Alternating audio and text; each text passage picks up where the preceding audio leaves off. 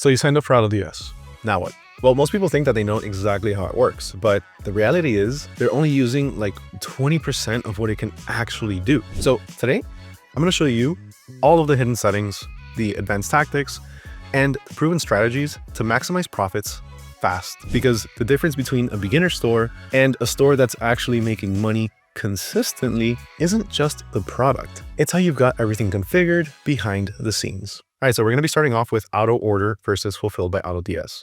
And this is the first thing that we need to get set up and to understand. Auto orders means that when someone places an order in your connected store, the order will automatically be sent to your supplier. Now, fulfilled by AutoDS adds on top of that. If you use auto orders on its own, you will need to use your own buyer accounts for your suppliers. For example, let's say you're sourcing from Amazon. You're buying your products from Amazon and you're dropshipping them.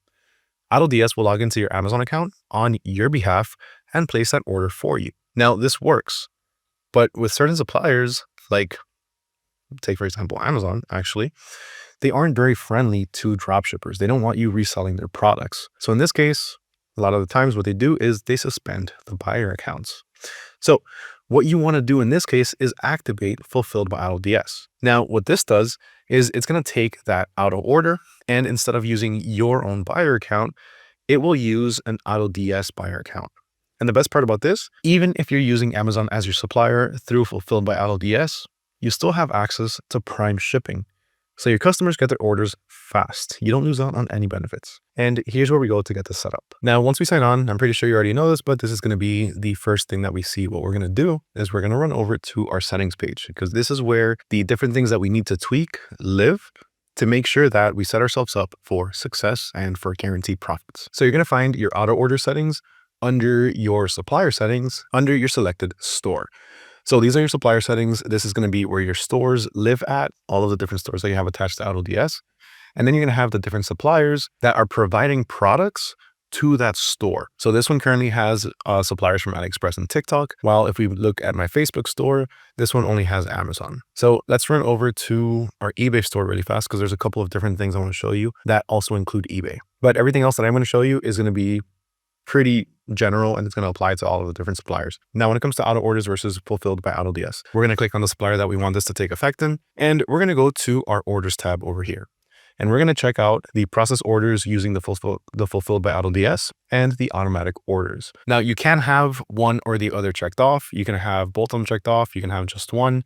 If you do this, what's going to happen is the auto orders aren't going to necessarily be rerouted automatically. What you're going to end up doing is you're going to go to your orders tab, and this is going to stay as pending until you come in and you automatically switch this over to send to auto order or send to order. And what that's going to do is it's going to send the order to your supplier. Now, if you do have automatic orders turned on, then this is going to switch over to send to auto order automatically. Now, if we have just automatic orders turned on, then it's not going to be using the fulfilled by AutoDS service. Instead, it's going to use, like I mentioned earlier, your buyer account. And if we have both checked on, it's going to automatically place your orders, and then it's going to fulfill those orders using fulfilled by AutoDS. Now, one other thing that I did forget to mention earlier is that when it comes to paying for the orders, the auto orders is going to use your personal credit card or your debit card or your bank account details, really up to you how you want to pay, and it's going to use that to pay. But if you're using fulfilled by AutoDS, instead, it's actually going to use this balance up here, which you're able to top up whenever you want to. All right, now the next thing that you need to make sure is always set up is going to be your pricing. This is going to vary depending on your supplier. So your pricing for your AliExpress suppliers might be different than the ones for your TikTok and Amazon and so on, simply because they're all going to have different fees. Now, the way that this works is it's all going to be dependent on your store. So the reason that this is the case is because if you sell on Shopify, it's going to have different fees than if you sell on eBay. eBay might have up to 13% fees. Shopify might just have 3 to 4% fees. So this is really going to depend on the store that you're selling on. Let's take a look at our eBay store. And now the way that this works is that we're going to have our different profile settings for eBay, right? We're going to have our fees. By default, it is 13%. But let's say for whatever reason, it's actually a little bit more. You want to take into consideration 15%. You can do that here. You can go ahead and change that to 15%. If you need help, you can go ahead and click on Help Me Calculate. And you can put in all of your different fees, right? So let's say you have a payment processor. Let's say PayPal charges you 3%. You can put 3% here. eBay charges you 13%. You can put that here. And if you have any extra fees, whatever it may be on your end, you can add them here. So let's say you have 10%. And in total, we have 26% in fees. Now that is going to help you calculate your fees in terms of percentage. But here we can go ahead and set it ourselves. So we can either set the 25 or we can leave it at the default 13 for eBay. We can also set a dedicated fee amount in terms of a dollar amount. So we can add $2 as a fee amount for every single order that comes in. These are your default settings for your imported products. So whenever you import a product, these are the default settings that are going to be attached to it, unless you go in and you change it before publishing directly to your store. So here we have the default fees. We have the fee amount in terms of a dollar amount. And now if you want to add any additional profit, we can add that through here. So let's say on top of our 13% fees that we need to cover, we want to make 60% in profit.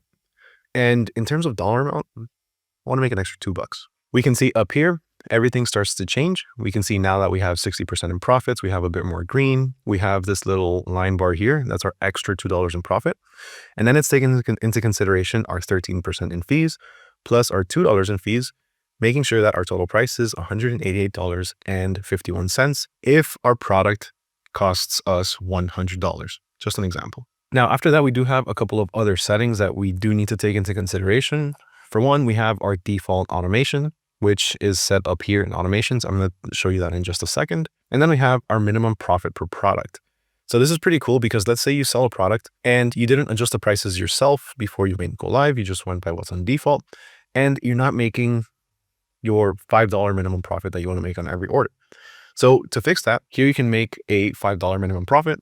And if for whatever reason, this right here is not adding up and giving you those $5 in profit, AutoDS is going to go ahead and adjust all of this to make sure that you get those $5 in profit every single time at the bare minimum. If it's anything over $5, if you're making $30 or $40 in profit, it's not going to take that into consideration because you are already over the minimum profit that you want to make. Then we have the dynamic profit. Now this one's also really cool because this allows you to split different pricing groups essentially. So the way that this works is that if you have a product that costs between $0 and let's say $10, I actually want to make 80% in profits. Let's say if I have a product that is between $10 and $55, then I can take a little bit less profit because I'm still making more money overall because it's a higher ticket product. So in this case, I can be okay with 50% profit, or maybe the original 60% that we had said. And then of course we also have the extra dollar amount in profits. But if you don't want to work that way, if you want everything to have essentially the same exact profit structure, you can go ahead and turn this off and just leave it as is. Then we have a couple of other things. So you can set your price cents for value. This taps into consumer psychology. Sometimes people like to see 0.99. Sometimes it's 0.97. There's a lot of theories behind the numeration of prices. So sometimes people will be triggered easier to purchase something with 97 cents instead of 99 cents and so on. So if you do want to apply any of those, if you want all of your products to just simply show the dollar amount and 0.97 cents for aesthetic purposes or whatever it may be, you can go ahead and do that here. So we can set everything to 97 cents at the end, and we can include our shipping prices if we choose to. Now let's run over to automations because this part is also very important. Automations are essentially what's going to make sure that you're always making a profit and you're always going to be optimizing your prices to make sure that you're always going to be getting the most possible profit that you can get. Now, the way that this works is you can go ahead and add an automation. We can do this, let's say our eBay automation. You can go ahead and click on next. And now we need to set our rules. We can choose to have this on or off, raise the price by sales performance. So whenever the number of sales is higher than, let's say 5, whenever I get more than 5 orders every one day, let's say one day, 5 orders in one day, I can set the price to increase by, let's say 2% up to a limit of 5%. So I don't want to go more than that 5% on a daily basis. This is to test your different prices to see what the highest is that you can get away with or that customers are willing to pay. And we can also increase the product price by a set dollar amount. So let's say by $1 up to $10. Now this is for prices going up. So we can increase our prices so we can make more money because we notice a lot of people are buying and we might be missing out on profits. Now, if we click on next, we can do it for when sales are low. So if our sales are lower than, let's say 4 every single day. So if we don't reach 4 at our minimum baseline every single day or weeks or months, however you want to put it, we can do the same exact thing and set the price to decrease by, let's say 1% up to a limit of 5%, and also decrease the product price by, let's say, 50 cents up to a limit of $5 per day. And then once we click on next, we can go ahead and assign the different products. So if we want, we can assign this to every single one of the products that we currently have, or we can assign it to specific products. So let's say we want this automation to only run on our elastic resistance bands. We can go ahead and select that and then click on finish. Or you can set that automation up right at the beginning, and you can come back and assign products later as you add more products to your store. Right. And the last thing that I want to show you that's going to be eBay specific is something that's actually, it's very neat, and it's going to make your store just look so much better. And that is templates. So I don't know if you've noticed, but a lot of times when you click on somebody's product page on eBay and you look at their description, you just see some text. That's boring. People don't always read through that. And well, some people will make the purchase. It's a lot higher converting if you have an actual template or something that looks nice on that description. And the way that this works is that you're able to assign any different templates to your eBay listings. So here we can go ahead and check out our different templates. We can add a blank template, or we can preview them, or we can edit the ones that we have. But let me actually give you a real life example for this. So let's go to our drafts really fast. And let me go ahead and click into this one right here. We have a backpack cooler. Now what I'm going to do is I'm going to go over to my description. Actually, let me optimize my title really fast so I can post it. Okay, perfect. I'm just going to leave it at that for now. Now I'm going to go to my description, and then I'm going to choose a template up here. This is only going to be for eBay. So you're going to be able to select your template. Let's say I want to do any one of the different ones over here, or you can create your custom ones over here in the page that I showed you earlier. But for now, let's go with the AutoDS templates. And since it's the picnic one, let's do like a Valentine's Day style, right? Because people like to go on picnics for Valentine's Day. So let's do Valentine's Day sale red. And now we can preview it so we can see exactly what it's going to look like. So this is what our description would look like on our eBay store. So here we're going to have our regular eBay information.